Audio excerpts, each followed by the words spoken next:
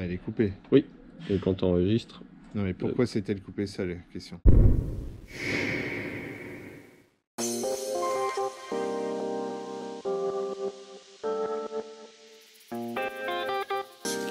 Bienvenue sur automoto.com pour une petite visite guidée de cette 45e édition du salon Rétromobile à Paris, porte de Versailles. Une grand-messe incontournable annuelle pour tous les amateurs d'automobiles anciennes.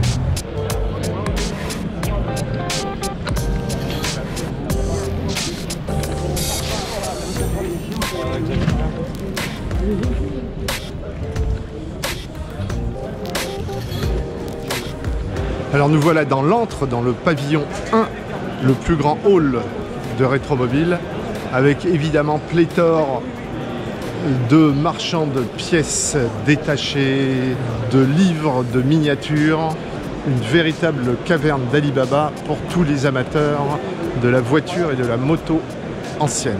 Nous commençons notre visite par le stand PSA qui regroupe bien évidemment les trois marques célèbres Citroën, Peugeot et désormais DS.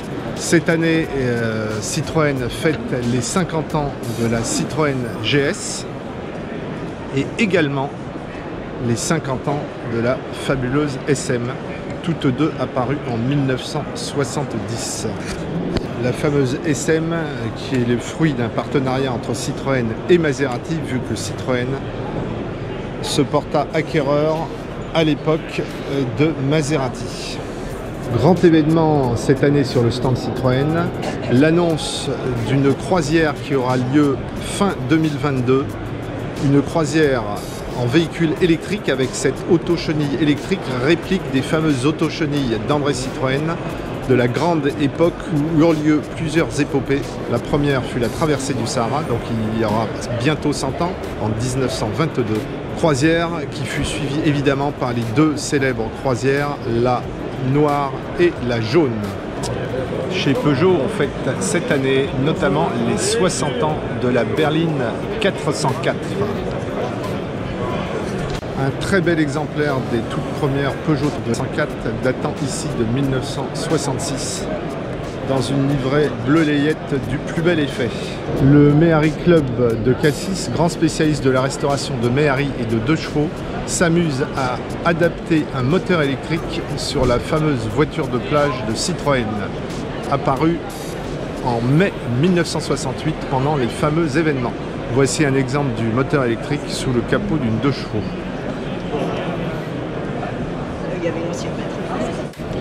Sur le stand Renault, une dizaine de modèles qui ont marqué l'histoire de la marque et qui ont été sélectionnés en ligne par les internautes.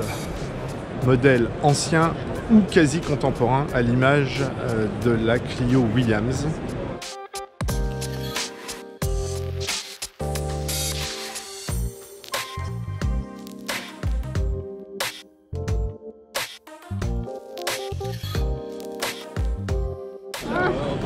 Une fabuleuse Renault Fuego version US américaine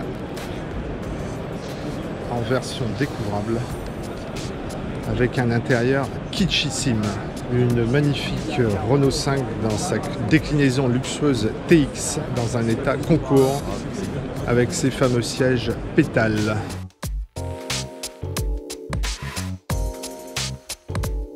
Chez Renault toujours cet étonnant prototype type H de 1967 qui était censé représenter un haut de gamme au-dessus de la Renault 16 et qui était animé par un moteur V8 d'origine Peugeot. Modèle qui mesurait quasiment 5 mètres de long. On ne peut pas dire que le look est très séduisant. Une Renault 17 de 1972 qui précéda donc la Fuego.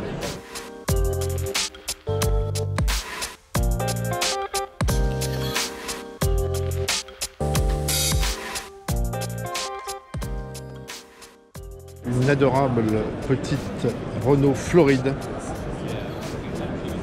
de 1961 qui connut un grand succès à l'époque, dérivé en version cabriolet aussi. À Rétromobile, on découvre aussi les départements restauration de célèbres constructeurs comme ici Lamborghini, avec une coque de Miura absolument somptueuse qui donne une idée de l'investissement nécessaire pour restaurer un tel modèle.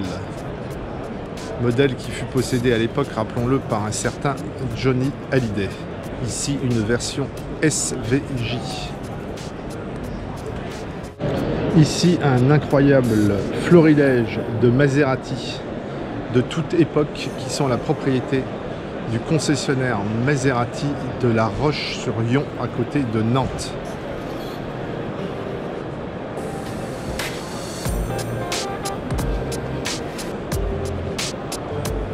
Admirez en particulier cette fabuleuse Ghibli de 1970, animée par un V8 bien évidemment de 4,7 litres de cylindrée. Admirez ce profil altier typique des modèles italiens des années 70. On est loin de l'extrême lourdeur de la plupart des modèles d'aujourd'hui. Rétromobile s'est évidemment aussi fait la part belle aux marchands de véhicules de prestige. Inutile de dire que si vous n'avez pas un compte en banque extrêmement bien garni, ça n'est même pas la peine. Mais admirez la beauté de cette Delage D8 de 1930 qui remporta à l'époque tous les concours d'élégance. Regardez la taille du pare-brise, typique des voitures des années 20 et 30.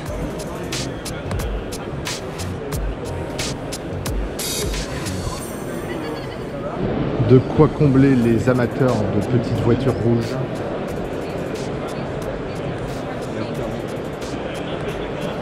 Ou bleues.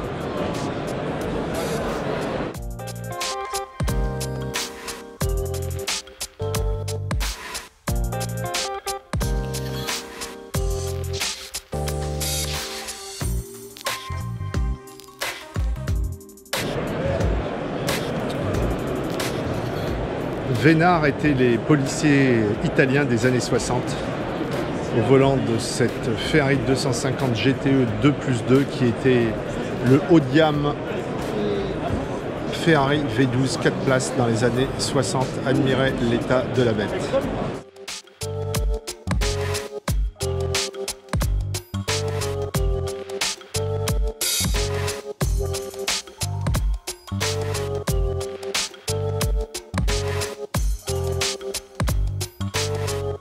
Le cabriolet Mercedes des années 60, dit Pagode, toujours aussi élégant et distingué.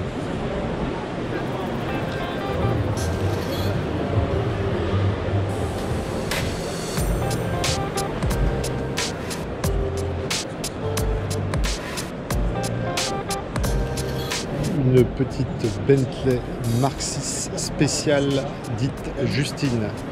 Admirez la finition, la calandre, le radiateur, un véritable bijou.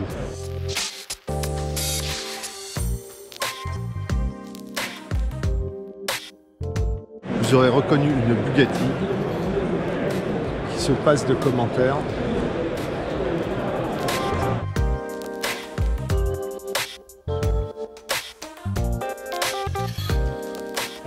Ici, un stand qui a de quoi rendre fou tout amateur d'Alfa Romeo ancienne, avec des modèles de toutes époques, des Agato au centre,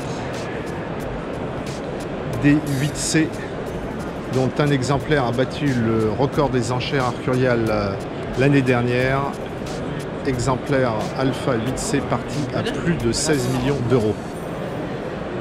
Vous reconnaissez sur cette Alfa Romeo de course des 1935 le logo Ferrari, et pour cause, vu que c'était un certain Enzo Ferrari qui était le directeur de l'écurie de course Alfa avant de fabriquer bien évidemment lui-même ses voitures.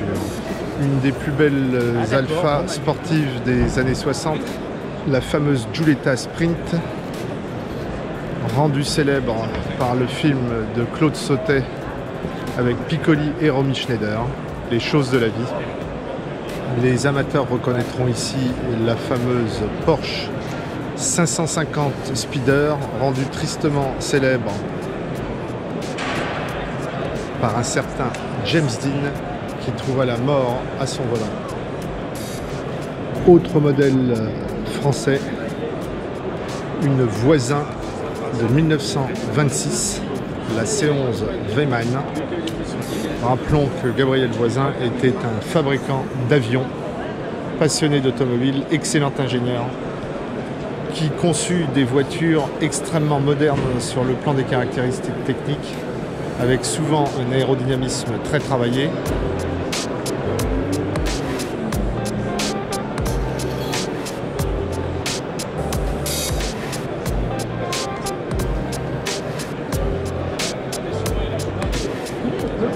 Et une mascotte, elle aussi très travaillée. Une somptueuse Aston Martin DB4 à vendre, prix sur demande.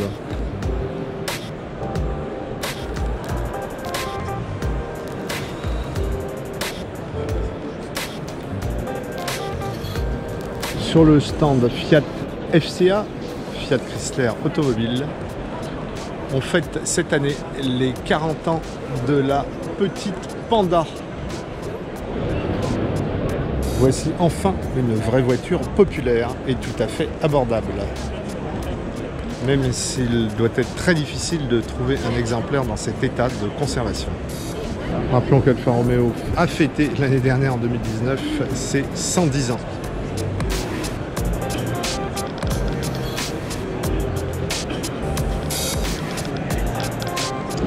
Si vous êtes amateur de jouets anciens, vous serez fasciné par tous ces anciens modèles au 1/43e, dont les célèbres Dinky Toys, qui firent la joie de plusieurs générations d'enfants dans les années 50, 60 et 70.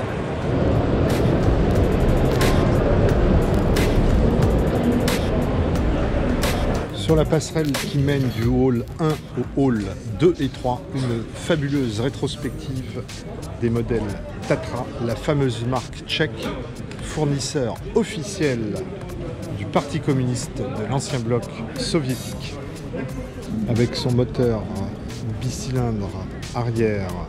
La V570 fut la première Tatra moderne. Elle inspira directement Ferdinand Porsche pour la création de la célèbre coccinelle.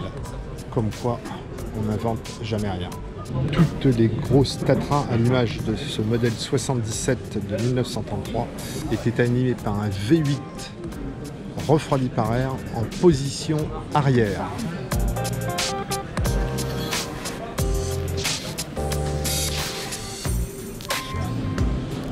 Tatra 87 de 1937 à 1950.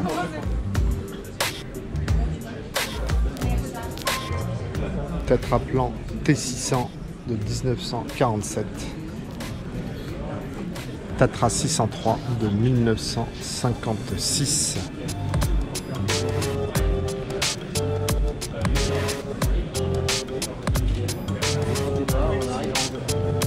La dernière génération de Tatra, pour le moins beaucoup moins élégante que ses ancêtres, la Tatra 700 1996-1998, dernier modèle automobile de Tatra, toujours 8 cylindres en V, alu, injection multipoint et toujours refroidissement par air. 200 chevaux, 210 km/h, on dirait un peu une grosse Talbot Solara ou Tagora, ça n'est pas très élégant, c'est le moins que l'on puisse dire. Alors à noter que Tatra était également très célèbre pour ses camions à 4, 6 ou 8 roues motrices qui remportèrent pas moins de 6 victoires au célèbre Paris-Dakar. Les fameuses stands incontournables d'automobiles, Arcurial, spécialiste des ventes aux enchères haut de gamme. Inutile de vous dire que si vous n'avez pas un compte en banque garni de plusieurs dizaines de millions, ça n'est même pas la peine de rentrer. Même si là, pour faire genre, on a une petite 4L. Alors aujourd'hui, le stand fait cette année la part belle aux véhicules français de l'âge notamment. et Delahaye.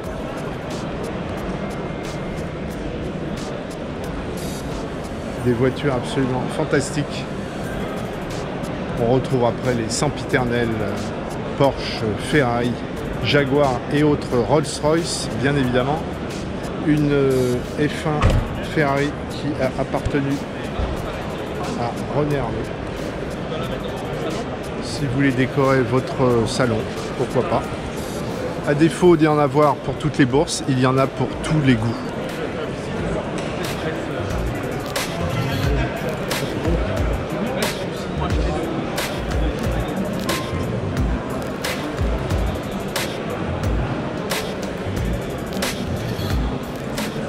Et quand je disais tous les goûts, c'est vraiment tous les goûts. À l'image de cette magnifique Rolls-Royce dans un coloris très très distingué.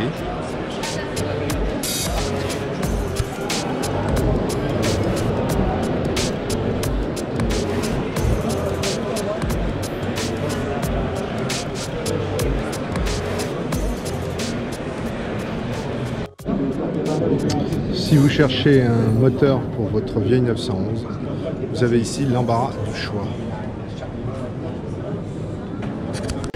Dans le hall 3, une étonnante collection de concepts signés Bertone.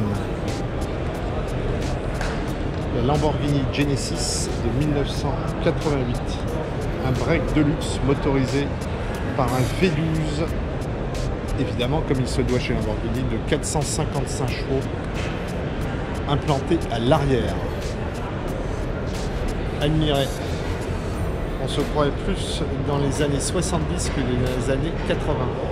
Citroën Zabrus de 1986 sur une base de BX 4 roues motrices.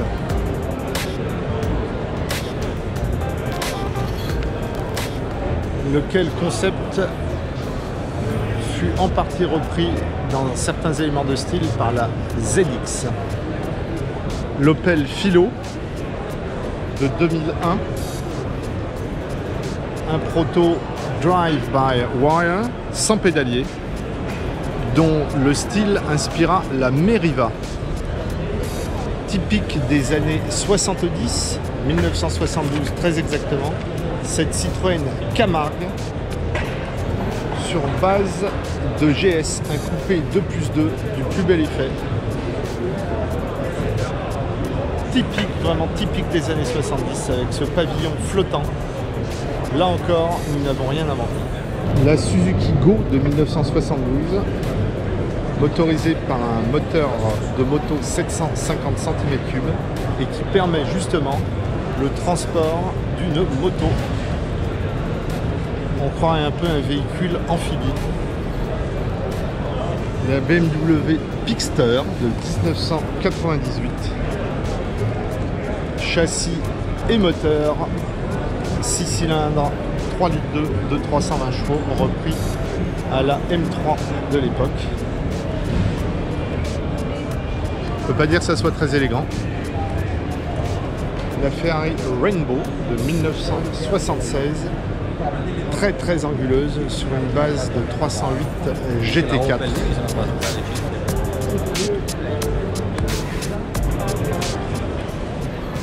La magnifique Volvo P1800 fête elle aussi ses 60 ans cette année.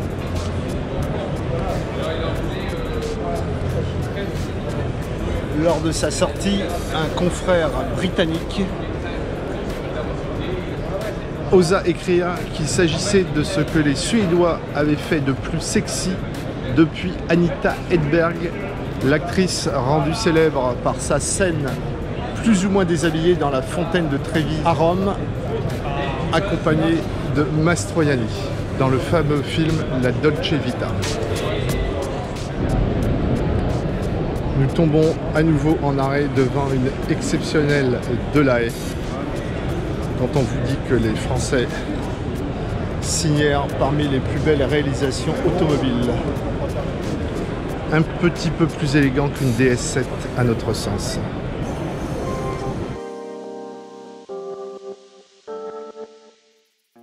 Alors depuis quelques années, pour essayer de compenser les ventes de véhicules facturaient plusieurs millions d'euros dans certains cas, Rétromobile organise une exposition de véhicules d'occasion censés se vendre moins de 25 000 euros. Beaucoup affichent d'ailleurs des tarifs de 24 900 euros. Enfin voilà, des adorables petites Fiat 500 et Vespa 400. Vous en avez pour tous les goûts. Spider 124 Maserati.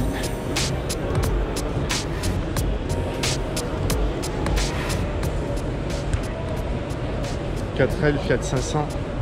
Auto Bianchi A112, absolument toujours aussi craquante. Ici, une des premières versions de la Barthes, 58 chevaux avec le capot noir mat. Ah, elle a été vendue depuis avant-hier.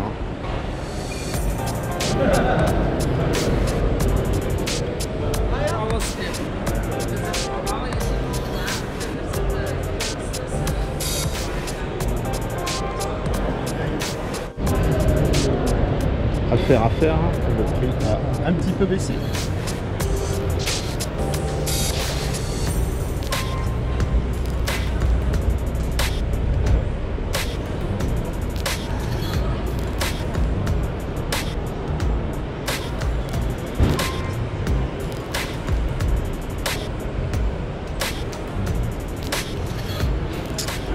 Une CX Prestige pour les nostalgiques de Jacques Chirac, dont c'était la voiture préférée, je vous le rappelle.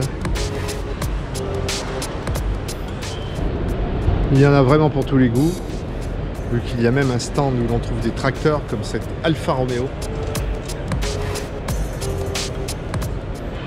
ou ce Fiat.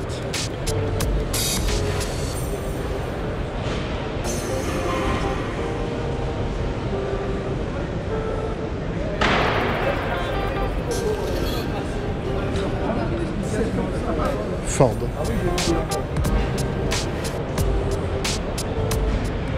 Citroën. Viticole 1919. Inspiré par une Ford Forson d'Henry Ford. Et bien évidemment, pour ceux qui ne le savaient pas, un Porsche. Et vous remarquerez que ce Porsche est évidemment motorisé par un diesel, comme quoi le fameux Cayenne diesel n'a rien inventé. Enfin, impossible de quitter le salon Rétromobile sans une visite du stand de nos confrères et amis du magazine Youngtimers, qui chaque année trouve un thème. C'est cette année les coupés et les sportives des années 90. Clio Williams pour représenter la France, bien évidemment, incontournable. Une voiture dont la cote ne cesse de monter. Honda Integra type R, un des 4 cylindres les plus attachants et les plus méchants qui soit. Une Corvette ZR1 de 1990, coupé BMW.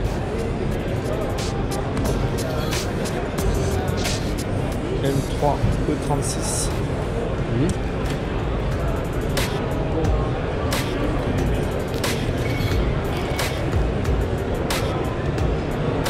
Évidemment, Alfa Romeo GTV version Alfa Corsa. Je crois savoir qui a eu l'idée de l'exposer, celle-ci. Petit clin d'œil à Juju. C'est aux côtés de ce colossal moteur V12 diesel de 15 litres de cylindrée qui équipait les camions Tatra que nous vous disons au revoir et à l'année prochaine, en espérant que cette petite visite non exhaustive et quelque peu orientée en fonction de nos goûts personnels vous aura plu. Et j'espère vous retrouver prochainement au salon Époque Auto de Lyon, dont on m'a dit grand bien et que nous irons visiter ensemble. A très bientôt sur automoto.com. Ciao.